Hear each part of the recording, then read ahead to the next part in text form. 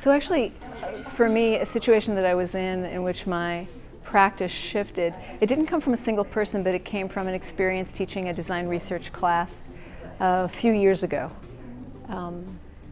The class was unusually varied in terms of life experience, ethnicity, socioeconomic level, sexual orientation. I only know this because the students were very open about it. But the group, they were so open about where they were coming from, and they formed such a bond of trust in the group that a lot of my own conceptions, misconceptions about gender and sexuality, gender representation, race, ethnicity were challenged. And I'd always thought of myself as being very open-minded, but I think perhaps up until that point I was only trying to behave in an open and accepting way, without feeling at core much more comfortable and accessible and open. But the experience of that class and the students with me with them, students with each other, was really very eye-opening.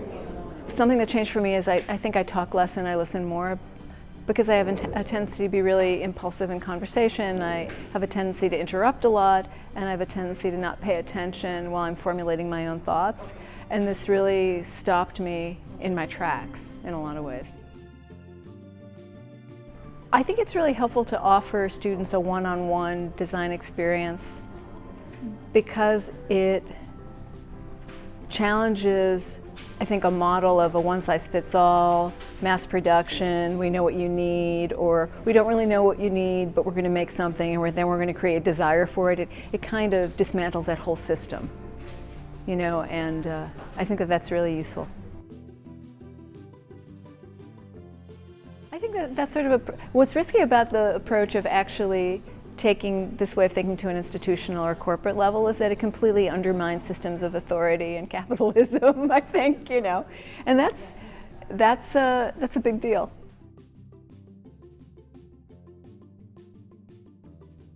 So one thing I'm taking away from this workshop, even though I've done some work with students in the community, is a bit of a different approach in terms of how to initiate projects, I think. And also how to try to navigate the usual human subjects research situation at my institution.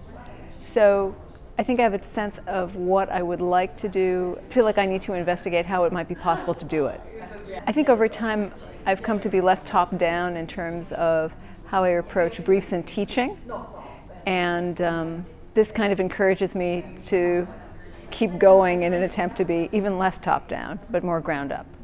What was nice about the workshop, and part of it was based on the content of the workshop itself, but at the end of the conference, having worked with some of the same people at other sessions, there is I felt the start of a kind of team spirit.